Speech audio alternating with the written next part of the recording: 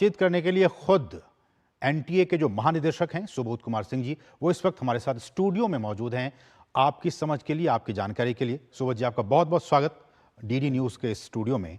Sir, सबसे पहले मेरा सवाल यही, और जिस बात को लेकर चर्चाएं की जा रही हैं कि क्या क्वेश्चन पेपर लीक हुए, एक तो ये जो सवाल उठाए जा रहे हैं। दूसरा सवाल कि ये कि जो तारीख थी रिजल्ट आने की वो था 14 जून, उसको 10 दिन पहले ही जारी कर दी गया। इसको लेकर भी लोग सवाल उठा रहे हैं। एक एक करके मुझे लगता है कि दूरदर्शन एक ऐसा प्लेटफॉर्म है जिसके जरिए आप जो बातें रखेंगे वो दूर दूर तक पहुंचेगी। क्या कुछ स्पष्टीकरण आप देना चाहेंगे? सबसे पहले यही कि क्या क्वेश्चन पेपर लीक हुए, इस पर आपकी प्रतिक्रिया। कि हमने जब स्थिति आई थी 4-5 मई को जब एग्ज़ाम हुआ था, तो एक राजस्थान के सवाई माधोपुर में एक इशू आया था कि वहाँ पे इंग्लिश हिंदी मीडियम का डिस्ट्रीब्यूशन का गलत हुआ था। तो कुछ बच्चे बाहर आ गए थे करीब 4 बजे के बाद में, और उसमें से किसी बच्चे ने पेपर डाला था। उसके लिए हमने फिर क्लैरिफिकेशन उसी दिन इशू किया था कि चूँकि सभी जगह पे 2 बजे से एग्ज़ाम शुरू हो गया है और बाद में कोई चीज़ अंदर नहीं जा सकती है, तो ये पेपर लीक की कैटेगरी में नहीं है। और उसके बाद फिर हमने जब ये इशू आया कुछ सिटीज़ से, पटना से और भी सिटीज़ से, हमने क्लैरिफाई किया कि हमारी जो रिपोर्ट्स हैं और जो हमारे सेंटर्स की जो रिपोर्ट है उसके हिसाब से भी सब जगह एग्ज़ाम पूरी इंटीग्रिटी के साथ हुए और कहीं पे पेपर लीक जैसी कोई शिकायत नहीं आई है। और उसको हमने बार बार स्पष्टीकरण किया है कि पेपर लीक जैसी कोई घटना नहीं हुई है। ठीक, स्पष्ट तौर पर एनटीए के डीजी हमारे साथ मौजूद हैं। उनका कहना है कि ऐसी कोई बात नहीं है, पेपर लीक की जो बात है उसमें कोई सत्यता नहीं है, वो बेबुनियाद बातें हैं। दूसरी बात जो आ रही है सर निकल कर, जो लोग जानना चाह रहे हैं, जिसको लेकर सवाल खड़े किए जा रहे हैं कि कट ऑफ मार्क्स को बहुत ज़्यादा रखा गया। हर साल हम लोग जो है हमारा जो इन्फॉर्मेशन बुलेटिन जारी होता है उसमें लिखा होता है कि कितना कट ऑफ होना चाहिए। तो अलग अलग अनरिजर्व कैटेगरी के लिए 50th परसेंटाइल है, कुछ रिजर्व कैटेगरी के लिए 40th परसेंटाइल है। तो उस परसेंटाइल के ऊपर जितने बच्चे होते हैं वो क्वालिफाइड माने जाते हैं। ये एक हम पहले से ही डिक्लेयर करते हैं, इसमें कोई वो नया चीज़ नहीं है। तो उसमें जितने बच्चे आते हैं वो क्वालिफाई हो गए, तो उस परसेंटाइल पे जो मार्क्स आते हैं उसके बेसिस पे कट ऑफ बनता है। तो इस साल जैसे करीब 13 लाख लोग क्वालिफाई किए, तो 56% बच्चे क्वालिफाई किए। अब ये जो कट ऑफ मार्क्स होते हैं ये कई सारी पैरामीटर्स पर डिपेंड करता है कि उस साल के पेपर का डिफ़िकल्टी लेवल क्या था, उस साल कितने कैंडिडेट्स अपीयर हुए, उस साल जो डिफ़िकल्टी लेवल और इन सब चीज़ों को देखते हुए जो डिसाइड होता है। तो इस साल जो है करीब पिछले साल से 16% ज़्यादा कैंडिडेट अपीयर हुए।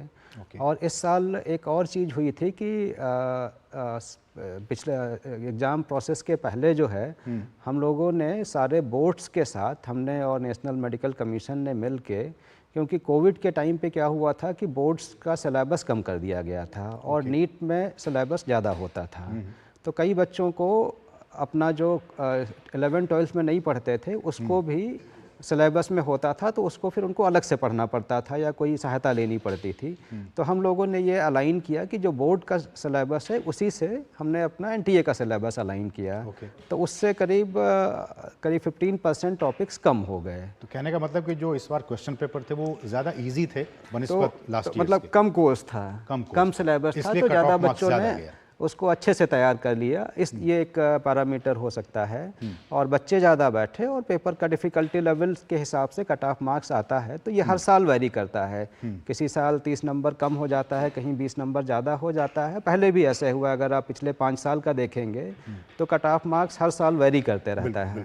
ठीक है, अब अगला सवाल ये कि कंपेंसेटरी जो मार्क्स आपकी तरफ से दिया गया वो कैसे दिया गया, किस आधार पर दिया गया? ये क्योंकि हमारा ये एग्ज़ाम 4750 सेंटर पे होता है। नीट का एग्ज़ाम एक सिंगल शिफ्ट में सबसे बड़ा कॉम्पिटिटिव एग्ज़ाम है जिसमें 24 लाख बच्चे अपीयर हुए। तो कुछ सेंटर पे उनकी गलती से बच्चों को पूरा 3 घंटे 20 मिनट जो टाइम मिलना चाहिए था वो नहीं मिल पाया। उसको लेके कुछ बच्चे हाई कोर्ट गए, कुछ हमारे पास रिप्रेजेंटेशन दिए। तो उसके लिए हमने एक ग्रीवांस रिड्रेसल कमेटी बनाई। उन कमेटी ने उनके रिप्रेजेंटेशंस को देखा और ये एक पाया कि इनका टाइम लॉस हुआ है। तो उनका टाइम लॉस को कैसे कंपनसेट किया जाए, उसके दो तरीके होते हैं, या तो हम उनका रीटेस्ट कराएं या फिर उनको किसी फार्मूले के तहत टाइम लॉस को कंपनसेट किए। तो कमेटी ने ये पाया कि 2018 के एक माननीय सुप्रीम कोर्ट के जजमेंट में एक टाइम लॉस के हिसाब से लोगों को कंपनसेट किया गया था। तो उस तरीके से अगर करते हैं तो एक इसको अच्छे से किया जा सकता है। तो उस बेसिस पे उन्होंने एक कि बच्चों की इस तरह से उसको भरपाई की जा बच्चों की जो है दिक्कतें भी नहीं हो और एग्ज़ाम ना हो, और उसको कंपनसेट किया गया है। ठीक है, लेकिन उसकी वजह से लोग ये कह रहे हैं कि जो मार्क्स है, जो 720 फुल मार्क्स है, वो फुल मार्क्स जितने बच्चों को मिलना चाहिए अमूमन उससे बहुत ज़्यादा बच्चों को इस बार मिल गए। क्या ये एक संयोग है? जी, तो इसमें कुछ बच्चे थे जो मतलब टाइम लॉस के पहले भी हाई स्कोरर थे, उनके मार्क्स बढ़ के ज़्यादा हो गए और फुल हो गए। तो ये एक विषय जो है जा रहा है। कुछ बच्चों के 718 719 हो गए। जनरली वो अगर एग्ज़ाम पैटर्न पर देखें तो +4 -1 होता है, तो 718 719 नंबर नहीं होते हैं, लेकिन कंपनसेशन से कोई भी नंबर हो सकता है। तो वो 718 719 हो गए और 6 बच्चों के 720 मार्क्स हो गए। तो इन सब विषय को लेके एक बच्चों के मन में भी एक संशय है। तो उसको लेके हम लोगों ने एक हाई पावर कमेटी बनाई है कि इस विषय को एक बार फिर से रिविजिट कर लें। और जो ये मामला है लगभग 1600 बच्चों का और 6 सेंटर का विषय है, पूरे 4750 सेंटर्स और 24 लाख बच्चों के विषय के संबंध में। तो ये मामला 6 सेंटर और 1600 बच्चों से संबंधित है।